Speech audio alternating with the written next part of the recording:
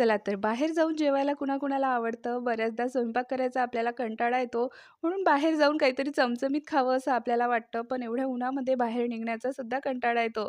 मग काहीतरी घरीच चमचमीत बनवावं. त्यासाठी काय करायचं, एका कढईमध्ये थोडंसं तेल घालून त्यामध्ये थोडेसे काजू परतून घ्यायचे आहेत. त्यानंतर त्याच कढईमध्ये परत आपल्याला बारीक कापलेला कांदा घालायचा आहे, टोमॅटो सोबतच लाल मिरची, त्याऐवजी तुम्ही लाल तिखटसुद्धा घेऊ शकता. सोबतच लसूणच्या पाकळ्या आणि त्यामध्ये पाणी टाकून हे छान शिजवून घ्यायचं आहे.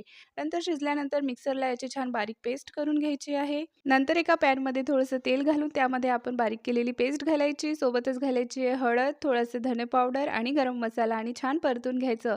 गरजेनुसार त्यामध्ये पाणी घालायची. इथे मी 2 चमचे दुधावरची साय छान फेटून घेतली, ती यामध्ये घातली. सोबतच घालायचे चवीपुरतं मीठ.